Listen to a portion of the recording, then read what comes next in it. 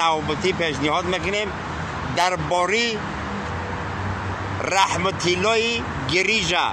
مرحبا. یک قصه پیشنهاد شما میگردانم. یک قربان گفتنی در خون ترشیدگی تابستانی میخزه خونی بابیش میره. навор сохта шудагии бо дастгирии сайти Yagxp дараҷа коэффициентҳои зиёд ва бонусҳои гуногун меёбем ки силкаш дар комментария.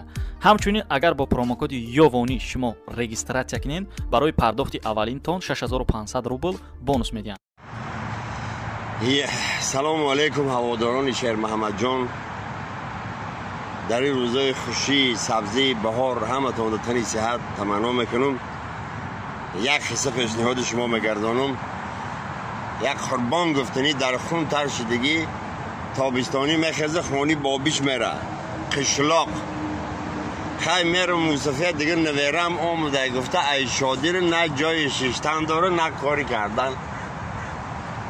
خیلی سمیدوان موسفیه مال حال نشامتیه باغ راغ درختی سیب و زردالوی ناک معشر نشامتیه نویره خرسان میان میشینن اوقات میخرن نویره همه خزیخ خیلی بابای نگاه میکنه نویره رو نصرینش نیسته.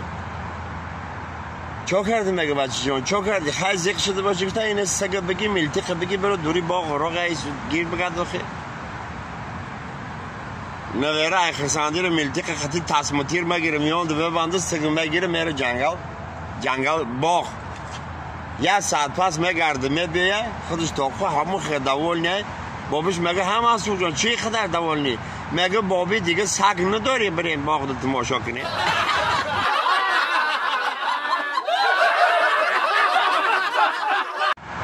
خیلی خوشه از هر یک گوشه ما اینمی بین سنتر دمستیم فقط برای شما قصه میجوییم.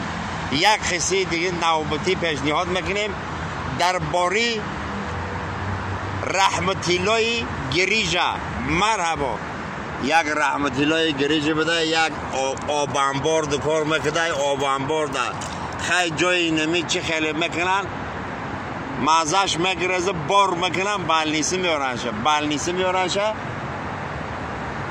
دکتر هم خیلی نگاه میکنه مگه تو پدزواناش اینی گریج داری پدزواناش اینی گریج ای بیا گفته چه خیلی پدزوان دکتر میفهمونه ای برادر همه خیلی پدزواناش دیگه گریج داره ایره ما پگه ساعتی 9 بیا رنگین میکنیم تا این حیاتی سروش بالنیسه پلیکلنر که یک جا بدر رنگینش شای گفته رنگینش شای با گفته رنگین همه خیلی سپیسیال نیسته این خیلی تر در تلویزیون نشان میتیم ما کسلی تعانیق میکنیم تاش نگفته در تلویزیون نشان میتیم کسلی ها گفته رفیق بیمار نشان میتیم گفته اکی دکتر تلفن داری دسته ها دارم یه مینوتک تلفن تو بته تلفن دست دکتر میگیره تلفن دست دکتر میگیره نمرای شفش ده نبیرت میکنه الو شف مده نخوی نوجین همو کارخانه پارخانه تو یه بارگی معیم شدم